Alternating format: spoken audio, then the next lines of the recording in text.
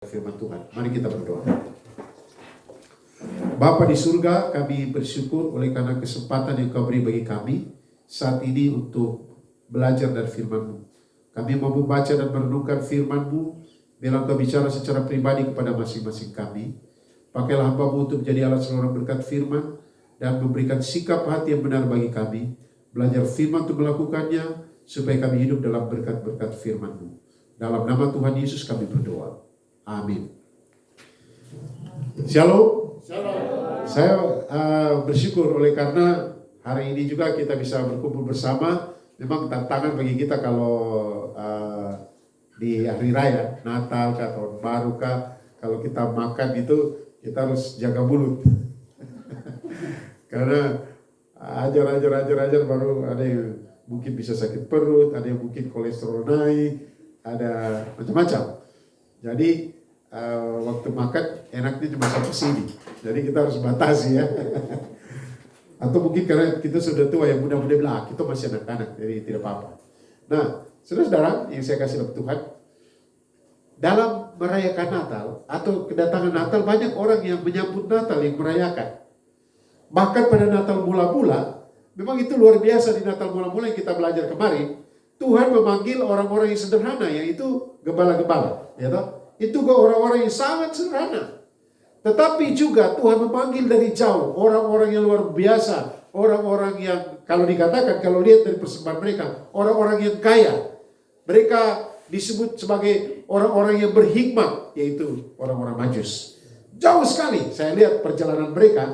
Ada penafsir mengatakan mereka berjalan kurang lebih 500 sampai 1000 kilometer. Bukan naik mobil, tapi jalan. Bisa saja pakai unta, bisa. Tapi unta kan jalan, ya mereka jalan pelan-pelan. Berbulan-bulan jalannya. Ada yang mengatakan beberapa bulan, 4 bulan sampai 1 tahun perjalanan mereka. Hanya untuk mencari bayi yang baru lahir. Jadi, kalau ada dalam nama Natal, kemudian 3 orang Majus. Tidak disebutkan di Alkitab 3 ya, tidak. Jadi orang Majus datang ke kandang. Nah, kayaknya sudah tidak di kandang, karena di ayat yang kalau kita akan baca itu sudah di rumah, Jadi mereka di kandang hanya pada waktu kelahiran Yesus. Mari kita baca di dalam Matius pasal 2 ayat 1 sampai ayat yang ke-12. Kita baca bersama-sama dengan suara kedengaran, mulai dari ayat 1. 1, 2, 3. Sesudah Yesus dilahirkan di Bethlehem di tanah Yehuda pada zaman Raja Herodes, datanglah orang-orang Majus dari timur ke Yerusalem dan bertanya-tanya, di mana dia raja orang Yahudi yang baru dilahirkan itu? Kami telah melihat bintangnya di timur dan kami datang untuk menyembah dia. Ketika Herodes mendengar hal itu, terkejutlah ia beserta seluruh Yerusalem. Maka dikumpulkannya semua imam kepala dan ahli-ahli Taurat bangsa Yahudi. Lalu dimintanya keterangan dari mereka di mana Mesias akan dilahirkan. Mereka berkata kepadanya, di Bethlehem di tanah Yudea. Karena demikianlah ada tertulis dalam kitab Nabi. Dan engkau Bethlehem tanah Yehuda, engkau sekali-kali bukanlah yang terkecil di antara mereka yang memerintah Yehuda. Karena daripada mula akan bangkit seorang pemimpin yang akan menggembalakan umatku Israel. Ayat 7. Lalu dengan diam-diam Herodes memanggil orang Majus itu dan dengan teliti bertanya kepada mereka bila mana bintang itu nampak. Kemudian ia menyuruh mereka ke Bethlehem, katanya, pergi dan selidikilah dengan seksama hal-hal mengenai anak itu, dan segera sesudah kamu menemukan dia, kabarkanlah kepadaku supaya aku datang menyembah dia. Setelah mendengar kata-kata raja itu, berangkatlah mereka dan lihatlah, bintang yang mereka lihat di timur itu mendahului mereka hingga tiba dan berhenti di atas tempat di mana anak itu berada. Ketika mereka melihat bintang itu, sangat bersukacitalah mereka. Maka masuklah mereka ke dalam rumah itu dan melihat anak itu bersama Maria ibunya, lalu sujud menyembah dia. Mereka pun membuka tempat harta bendanya dan mempersembahkan persembahan kepadanya, yaitu emas, kemenyan, dan mur. Dan karena diperingatkan dalam mimpi supaya jangan kembali kepada Herodes, maka pulanglah mereka ke negerinya melalui jalan lain. Demikian jauh pembacaan firman Tuhan. Saudara-saudara yang saya kasih dalam Tuhan, dalam menyambut Tuhan Yesus Kristus, kita harus memiliki sikap yang benar. Kita harus memiliki sikap yang benar. Pertanyaannya, bagaimana kita harus bersikap? Kemudian, apa yang harus kita lakukan? Nah, saudara-saudara, kita bisa belajar dari orang-orang Majus ini. Bagaimana mereka bersikap dalam menyambut Yesus Kristus. Saudara-saudara, saya melihat di dalam Matius pasal 2 ini, ayat 1-12, ada berapa? 5 sikap, paling kurang 5 dari orang Majus. Tetapi di pembacaan kita ini kita bisa soroti banyak hal. Kita bisa lihat dari sisi Herodesnya, bisa. Kita bisa lihat dari sisi imam-imam dan ahli-ahli Taurat, bisa. Tetapi saya hari ini, saya mau fokus kepada orang Majus saja. Saudara-saudara, ada 5 teladan, 5 sikap dari orang Majus. Tetapi kita, isunya boleh. Jadi kita mulai dulu, siapa orang Majus itu?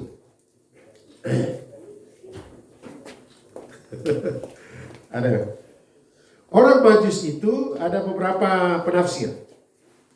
Jadi saya lebih setuju orang Majus itu mereka dari Persia, yang sekarang Iran. Kalau Bapak Ibu Saudara dengar berita ada Iran. Jadi mereka dari Persia, ya. Nah, seperti saya katakan tadi, terima kasih Bu. Mereka berjalan kurang lebih 500 sampai 1000 kilometer berjalan pakai bukinan besar, pakai unta. Karena kalau orang-orang berada pada waktu itu mereka menggunakan unta. Nah, kemudian berapa lama? Ya, ada yang mengatakan kurang lebih 4 bulanan sampai 1 tahun. Jadi berbulan-bulan jalan kaki. Saya kira dulu kita pergi ke kampung, dari kampung turun ke kota dulu tidak berbulan-bulan jalannya, ya. Saya dengar hamba Tuhan mereka jalan kaki dulu, pelayanan ke Pegaf berminggu-minggu. Sudah jalan 1 minggu atau 2 minggu. Jadi akhirnya pelayanannya begini, jalan 1 hari sehingga di satu tempat di kampung mereka melayani di situ. Kemudian mereka jadi tidak hanya singgah saja, kecuali pas mau tembus di hutan. Saya dengar cerita-cerita itu. Kalau saya ke pedalaman dulu pakai pesawat, naik pesawat. Tidak jalan kaki. Pernah jalan kaki tidak terlalu jauh, paling mungkin cuma 5 km, 9 kilo. Aduh, tapi 9 kilo itu berjam-jam saya jalan. Nah, saudara-saudara yang saya kasih dalam Tuhan, mari kita lihat sikap-sikap itu. Yang pertama, belajar dari orang. Jadi tema saya adalah belajar dari orang Majus. Yang pertama, kita belajar teladan kesungguhan. Jadi saudara, orang Majus ini mereka ahli, mereka orang pintar, ada disebut dengan mereka orang bijak. Tetapi ada juga penafsiran mengatakan sebenarnya mereka sudah mendengar tentang nubuat, tentang kelahiran Mesias atau Kristus. Karena apa? Orang Israel kan tersebar di mana-mana pada waktu itu. Dan ketika mereka belajar, dan akhirnya karena mereka ahli ilmu perbintangan, mereka lihat ada sesuatu yang aneh, ada sesuatu yang unik, ada bintang yang khusus. Orang bilang, bintang apa ini? Mars kata, oh saya tidak. Itu adalah sesuatu yang disiapkan oleh Tuhan. Entah bintang apakah itu Tuhan, bintangnya Tuhan. Jadi kita bisa menafsirkan macam-macam, tapi kita setia di Alkitab saja. Dan saudara-saudara saya kasih dalam Tuhan, mereka harus berjalan begitu lama. Mereka harus berkorban banyak hal. Mereka tekun, mereka setia, mereka ulet, pantang menyerah. Kemudian mereka berkorban. Apa yang mereka korbankan? Waktu. Ini orang-orang pintar ini. Mereka dana, uang. Dan saya yakin tidak mungkin mereka hanya berjalan cuma 3 atau berapa orang. Mereka ada yang bilang 14 orang. Tapi artinya ada tokoh-tokoh di situ. Mungkin 3 orang mungkin. Tetapi harus ada orang kawal. Karena ini melewati padang gurun, melewati tempat-tempat yang rawan.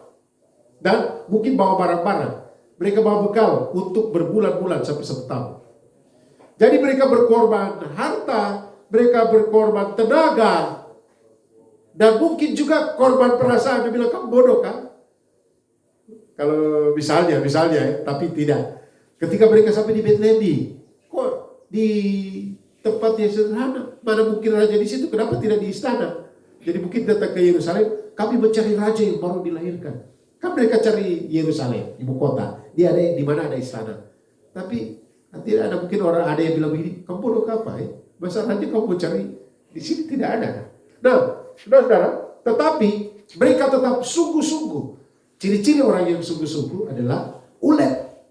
Ciri-ciri orang yang sungguh-sungguh adalah tidak mudah menyerah dengan keadaan, tidak mudah menyerah dengan situasi yang ada. Karena apa? Mereka yakin, ini kan keyakinan mereka bahwa yang lahir ini adalah raja yang dijanjikan. Ketika kita yakin akan kebenaran firman Tuhan, mari saudara, kita sungguh-sungguh melakukannya, kita tekun, kita setia, kita ulet. Saya bersyukur oleh karena Tuhan beri kesempatan bagi saya. Sampai sekarang ibu tetap setia, mau tetap di ladang pelayanan. Ada orang-orang tertentu, tidak semua, tidak banyak orang.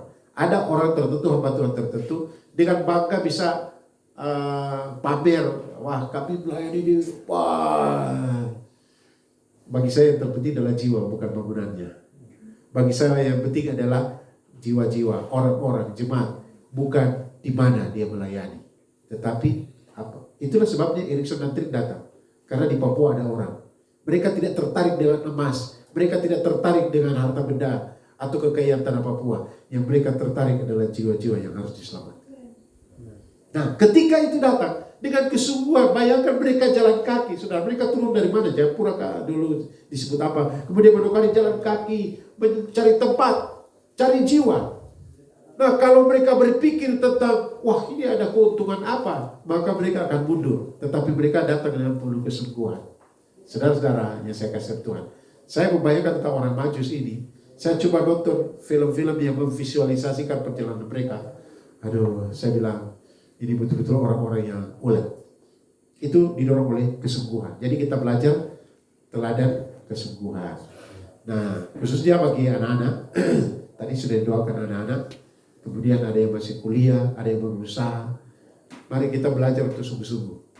Kalau kita sudah yakin kebenaran firman Tuhan, kalau kita sudah yakin panggilan Tuhan, jalanilah dengan sungguh-sungguh.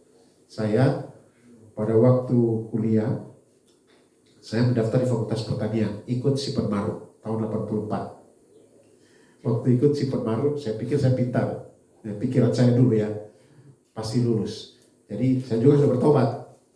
Jadi saya pergi, selesai saya ikut Sipermaru, saya langsung pelayanan di kampung-kampung. Saya dapat info tidak lulus Sipermaru. Nah, tidak mungkin. Kenapa? Saya sekolah di sekolah yang terbaik. Saya juga punya ranking di kelas. Saya punya nilai bagus-bagus. Kok tidak lulus ya? Saya emosi besar. Tapi untuk menutup rasa malu, saya ikut tes di tempat yang paling sulit untuk tes, yaitu masuk teknik sipil, paling sulit. Saya ikut, lulus. Saya bilang, tuh, dalam hati saya bilang, tuh, saya pintar. Kenapa saya tidak lulus di atas? Ternyata Tuhan punya cara. Saya ikut kuliah di Fakultas Teknik, matematika dasar, kemudian fisika dasar, mekanika teknik, hitung-hitung ini.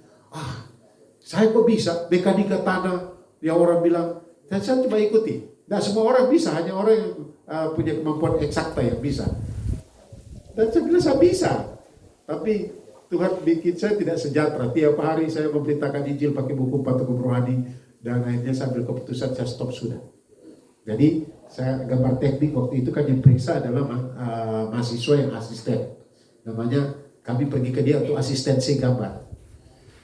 Saya ambil gambar saya taruh buku Patukum Rohani di tengah, baru saya gulung dia, dan baru saya kasih ke dia, dan saya bilang saya pamit. Karena saya bolak-balik dia bilang belum, salah. Tapi bukan karena salah-salah itu ya saya berhenti, tapi saya bukan waktunya ini. Setahu saya benar ya saya bikin, tapi dia bilang salah. Saya Patukum Rohani dan saya bilang saya stop. Dan saya mulai terjun di pelayanan dan ambil keputusan untuk sekolah teologi. Nah, waktu sekolah ini, waktu saya berhenti, saya ingat lagu ini, lagu Ebit itu, Ebit Yani. Ayahku telah menjual, apa yang dijual ya? Sawahnya. Bapak saya, papi jual sawah untuk saya supaya kuliah di teknik sipil. Kok saya berhenti? Saya menyanyi sambil saya menangis. Tuhan ini bagaimana ini? Untuk membekali anaknya. Kalau di sini ayahku telah menjual babinya.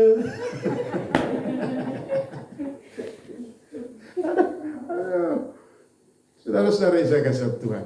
Sehingga saya menangis. Tetapi saya bersyukur. Bapak saya bilang begini. Kamu sekolah, waktu sekolah teologi, tapi papi hanya sanggup membiayai kamu setiap bulan dikirim sekian. 10.000 rupiah tiap bulan dikirim. Tapi papi saya juga cari orang-orang yang bisa bantu, sponsor.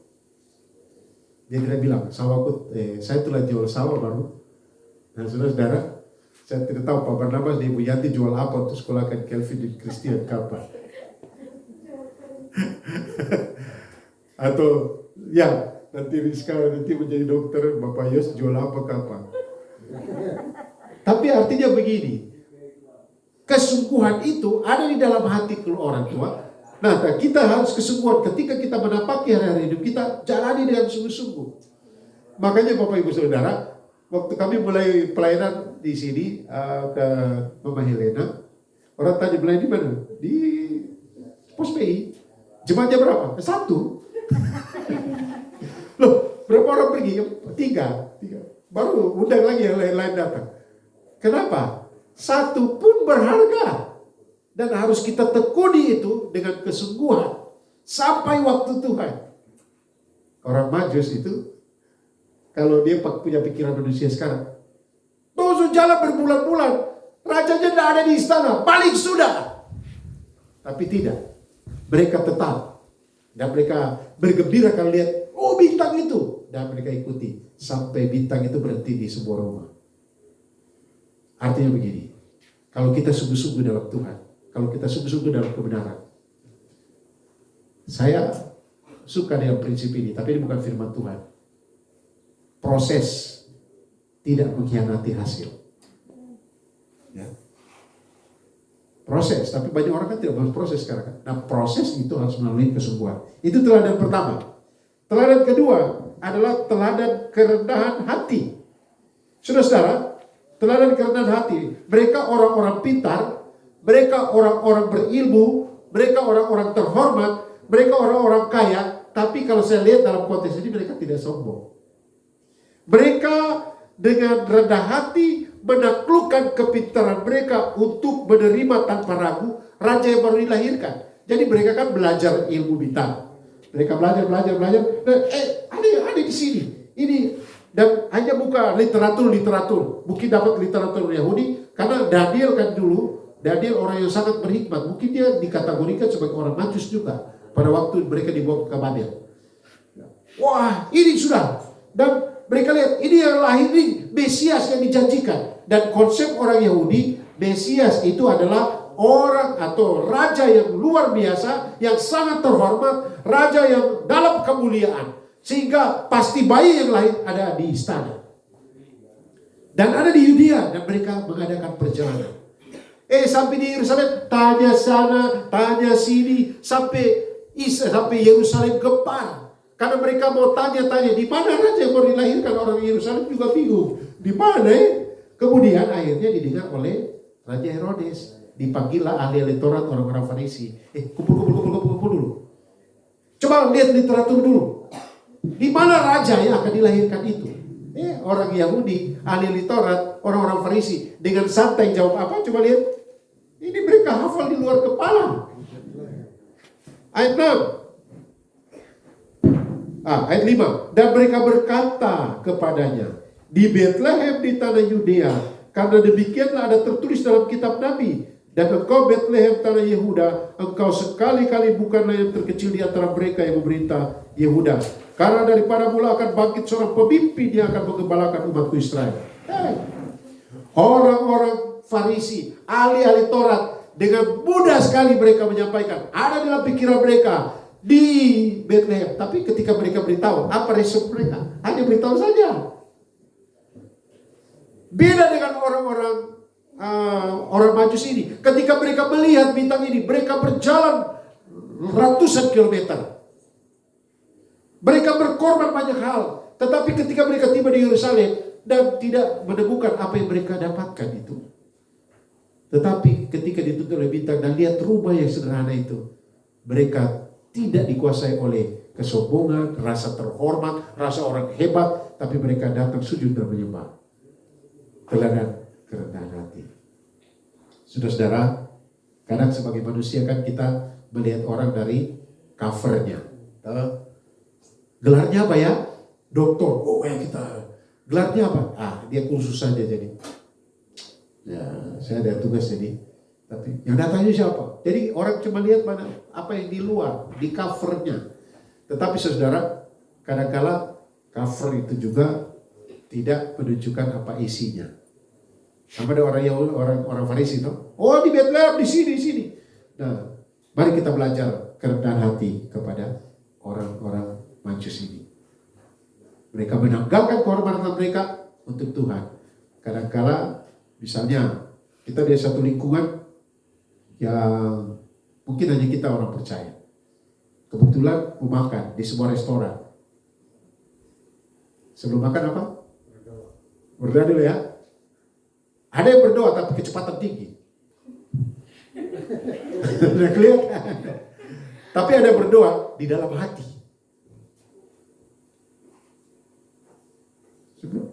Kamu berdoa dalam hati. Tuhan kan melihat hati. Ya memang kita berdoa dalam hati, tapi kan ya sikap bagaimana bagaimana biasanya kita bikin di rumah. Saudara, kadang-kadang kita melihat lingkungan atau dalam situasi hal-hal lain. Mari kita tidak usah malu dengan keberadaan kita. Ya, saya seringkali mengatakan, memang mungkin bagi dunia kita mungkin orang-orang kecil, tetapi kita mulia di hadapan Tuhan, bukan merendahkan orang lain, tetapi kita muliakan Tuhan dan kita menerima semua orang karena mereka juga terhormat. Belajarlah kerendahan hati kepada orang-orang Majus di sini.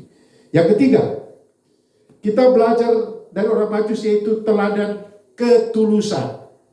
Saudara-saudara, memang kalau melihat di konteks ini, mereka seperti saya katakan tadi, orang-orang terhormat, tetapi mereka tekun mengadakan perjalanan yang sangat jauh, yang sangat melelahkan, yang sangat berisiko, yang sangat memakan biaya. Sebuah perjalanan mencari raja yang baru saja dilahirkan. Ketika mereka menemukan sang raja, yaitu bayi Yesus. Saya nonton filmnya, satu orang bilang begini. Itu tempatnya. Mereka bersuka cita. Tapi yang satu bilang begini. Tidak seperti yang kita pikirkan.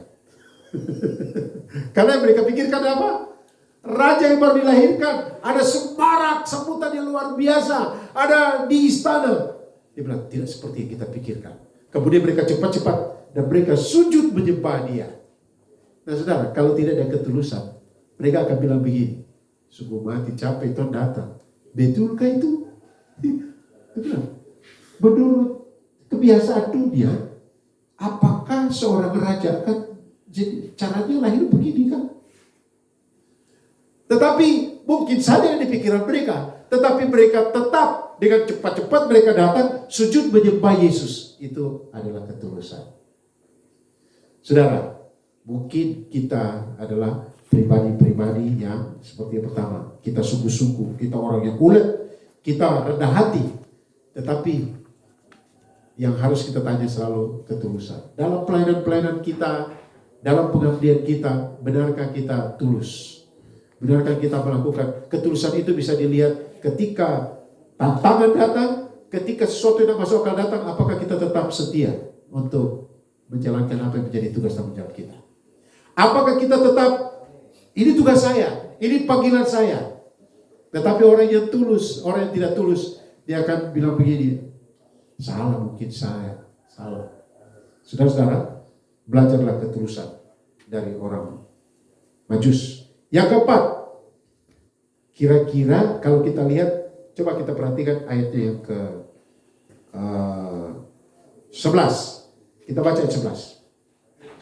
1, 2, 3. Maka masuklah mereka ke dalam rumah itu dan melihat anak itu bersama Maria ibunya, lalu sujud menyembah dia. Ya. Mereka pun membuka tempat harta bendanya dan mempersembahkan persembahan kepadanya, yaitu emas, kemenyan, dan mur. Ada teladan apa di sini? Tadi teladan apa pertama? Kesungguhan. Kedua, kerendahan hati. Ketiga, ketulusan. Keempat ini, dari ayat ini apa kira-kira? Rela berkorban. Boleh. Tapi rela berkorban muncul dari apa? Hati. Berarti kemurahan hati. Kita belajar kemurahan hati kepada orang Majus.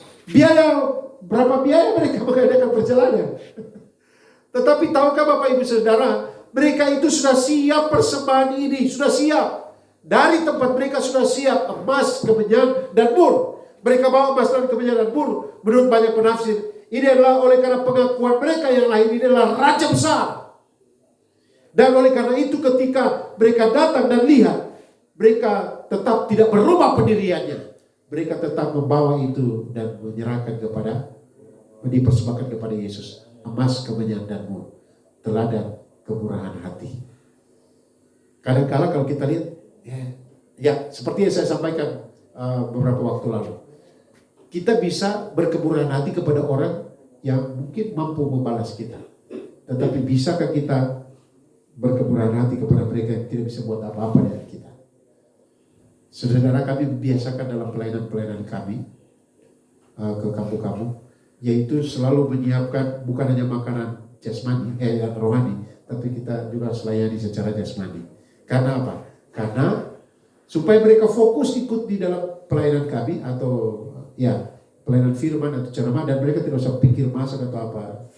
Nah, fokus di situ. Tapi juga saya ingin membahagiakan.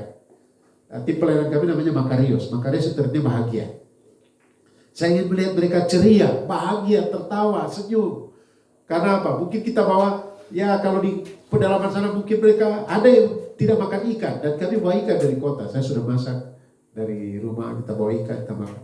Atau mungkin ada yang makan ayam, tapi tidak. Ada yang tidak, saya bawa. Dan senang.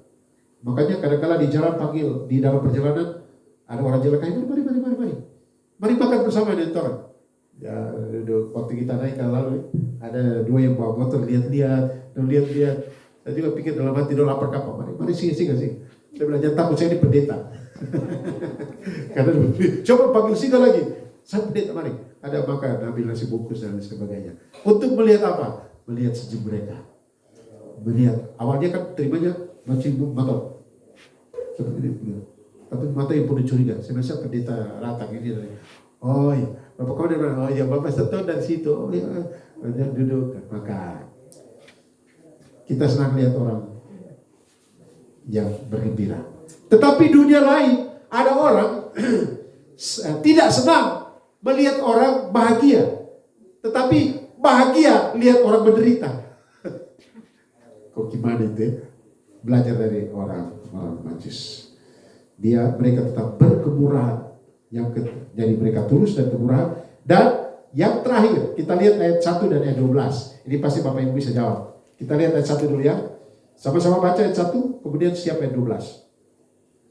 1, 2, 3. Sesudah Yesus dilahirkan di Betlehem di tanah Yudea pada zaman Raja Herodes, datanglah orang-orang Majus dari timur ke Yerusalem. Ayat 12. 1, 2, 3. Dan karena diperingatkan dalam mimpi supaya jangan kembali kepada Herodes, maka pulanglah mereka ke negerinya melalui jalan lain.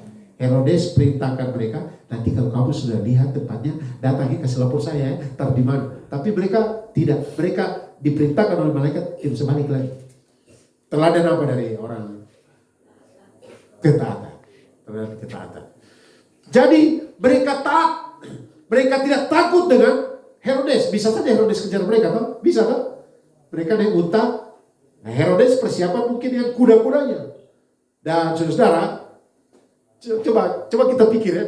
Saya juga pikir tadi, saya merenungkan. Jadi sudah selesai persiapan firman Tuhan, saya renungkan begini. Orang Majus itu dari timur, dari Persia mungkin, berjalan beratus-ratus kilometer selama berbulan-bulan sampai mungkin 1 tahun. Kemudian mereka datang menyembah Yesus, mempersembahkan emas, kemenyan, dan mur. Kan Maria dan Yusuf tidak bilang begini, mari makan dulu, kita tidak dijelaskan di situ. Mungkin juga ya, karena mereka keluarga yang baik. Tetapi mereka tidak ginap di situ. Setelah itu diberitahu di mimpi, harus cepat-cepat. Kalau di film itu disampaikan secepat-cepatnya mereka langsung pulang. Cuma datang bawa barang itu, menyembah Yesus dan langsung jalan pulang. Saya pikir begini ya, kita pergi ke suatu tempat cuma pelayanan cuma 3 jam. Kita jalan kaki 2 minggu. 2 minggu jalan kaki, melayani 2 jam, baru pamit ya. Jalan pulang lagi 2 minggu. Tuhan. Tetapi saudara mereka lakukan ini. Dan ketika bilang tidak boleh balik ke Herodes, ambil jalan lain. Ini teladan ketaatan. Saudara, sekarang ini termasuk saya terus berjuang soal ketaatan. Banyak orang kalau bicara soal ketaatan itu bicara biasa saja, tetapi dengan bergurau menceritakan ketidaktaatan. Seolah-olah ketidaktaatan ini menjadi bahan lelucon dan ketaatan ini adalah sesuatu yang serius, hanya orang-orang kudus saja yang melakukan. Contoh konkret, lampu merah kita berhenti kan tidak kalau bawa kendaraan. Kosong. Kenapa jalan? Kosong Pak. Satu kali saya bawa kendaraan ini, saya bawa mobil. Kemudian pas mau belok begini kan. Jadi kami dari sini, kemudian sini ada mobil mau belok sana. Dan kalau saya main lampu saya rem. Waktu saya rem, ada teman hamba Tuhan dia bilang begini, Pak Pendeta, kenapa Bapak rem? Saya bilang, biar orang lain lewat dulu kan. Karena kesian mereka sudah tumpuk sana. Baru Bapak yang saya lihat yang begitu, yang lain pokoknya ambil kesempatan ajar saja. Saya bilang lain kali kita perlu juga kan. Ini orang lain yang perlu untuk kemudian jalan lagi. Lampu merah kosong, itu jam 11 malam kan? Oh, jam 1 malam. Saya berhenti. Pak Gembala, kosong Pak Gembala. Oh iya. Ya Pak Gembala kosong. Oh iya kosong. Dia ulang lagi, Pak Gembala kosong jalan. Saya bilang, warna apa itu? Merah. Merah itu artinya apa? Berhenti. Ya berhenti. Kosong kah? Ada kah? Kok bisa ya? Ya bisa. Saudara-saudara, kadang-kala itu yang kecil. Tetapi banyak ketaatan-ketaatan lain berhubungan dengan firman Tuhan. Dan saya belajar dari Alkitab. Ketika orang taat pada firman, selalu akhir dari ketaatan adalah mujizat. Ada peristiwa-peristiwa yang luar biasa karena taat. Maria taat dan dipakai oleh Tuhan. Orang-orang Majus tidak diceritakan setelah ini orang Majus bikin apa. Kasihan ya, kasihan. Orang datang jauh-jauh diceritakan kecil saja, sedikit saja. Artinya seolah-olah Tuhan bilang begini, mereka pun telah berkarya secara sedemikian rupa. Mereka datang menyembah. Dan Tuhan tidak mengabaikan orang-orang yang disebut kafir. Dan mereka pulang. Saya tidak tahu keadaan mereka, tidak dicatat oleh Alkitab. Tapi saya yakin bahwa Tuhan telah menyertai dan berkati mereka. Saudara-saudara, belajarlah dari orang Majus. Apa yang perlu kita belajar dari orang Majus? Minimal ada 5. Belajar kesungguhan. Apalagi? Belajar kerendahan hati. Belajar ketulusan. Belajar kemurahan hati. Dan ketaatan. Semua itu contohnya adalah Yesus Kristus. Dia taat, dia rendah hati, dia taat dan sampai mati di kayu salib. Mari kita berdoa. Terima kasih Bapa, kami mengucap syukur untuk kesempatan yang Kau beri bagi kami belajar dari firman-Mu. Kami tahu bahwa di Natal ini ada banyak hal yang Tuhan izinkan kami alami dan kami belajar. Kami berdoa biarlah Tuhan tolong kami untuk dapat menjadi saksi-saksi Tuhan dan berkat Tuhan dimanapun kami berada, terlebih di dalam mengikut Tuhan, dalam penyembahan kami. Biarlah Tuhan memberikan kemampuan bagi kami untuk memiliki kesungguhan hati, kami memiliki kerendahan hati, kami memiliki ketulusan, kami memiliki ketaatan, tetapi bermanifestasi juga dalam kemurahan hati, untuk melihat dan menjadi berkat bagi orang-orang yang membutuhkan. Terima kasih untuk firman-Mu yang sudah kami baca dan renungkan. Kami mengucap syukur di dalam nama Tuhan Yesus. Amin. Saya kembalikan kepada acara.